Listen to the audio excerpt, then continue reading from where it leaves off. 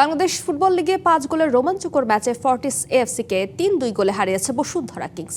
এ জয়ে শিরোপা লড়াইয়ে এগিয়ে গেল আনিসুর রহমান জিকোর দল। লিগের আরেক ম্যাচে ব্রাদার্স ইউনিয়নকে 2-1 গোলে হারিয়েছে আবাহনী।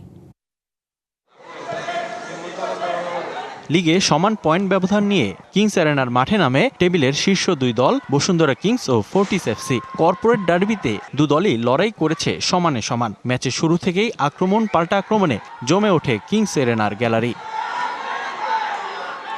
19 মিনিটে প্রথম বসুন্ধরা শিবিরে আঘাত হানে ফর্টিস। নাইজেরিয়ান স্ট্রাইকার অনিয়েকাচি ওকাফরের গোলে ম্যাচের নিয়ন্ত্রণ নেয় স্বাগতিকরা। 26 মিনিটে পেনাল্টি পায় কিংস। স্পট কিক থেকে গোল করে দলকে সমতায় ফেরান কিংস ফরওয়ার্ড দরিয়েলটন গোমেজ। 1-1 সমতায় শেষ হয় প্রথমার্ধের খেলা। বিরতির পর ম্যাচে আধিপত্য বাড়ায় কিংস। দ্বিতীয়ার্ধে ব্যবধান বাড়াতে বেশি সময় নেয়নি তারা। 52 মিনিটে ফয়সাল আহমেদের গোলে ম্যাচের নিয়ন্ত্রণ নেয় বসুন্ধরা।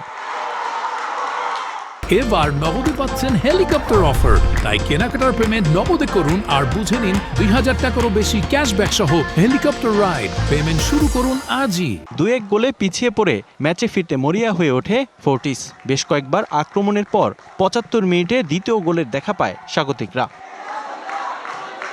ম্যাচ যখন সমতায় শেষের পথে তখন আবারও ডরিয়েলটন ম্যাজিক। নিজের হ্যাটট্রিক আদায়ের পাশাপাশি দলকে জয় উপহার দেন এই ব্রাজিলিয়ান। শেষ পর্যন্ত 3-2 ব্যবধানে জয় নিয়ে টেবিলের শীর্ষস্থান মজবুত করেছে Kings.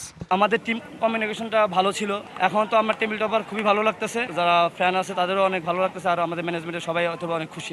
7 more games to go. We will go up till the end. It's still not over. এদিকে লিগের আরেক ম্যাচে ব্রাদার্স ইউনিয়নের বিপক্ষে জয় পেয়েছে আবাহনী। ম্যাচের শুরুতেই গোল করে লিড নেয় ধানমন্ডি ক্লাবটি।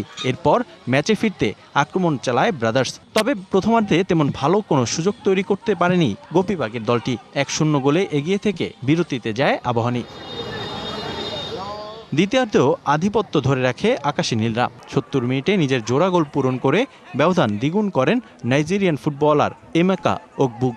যদিও ম্যাচের শেষ সময়ে গোল করে ব্যবধান কমায় ব্রাদার্স, তবে জয়ের জন্য তা যথেষ্ট ছিল না। 2-1 গোলের জয় নিয়ে মাঠ ছাড়ে Abahani. Rifat Miran, DBC news desk.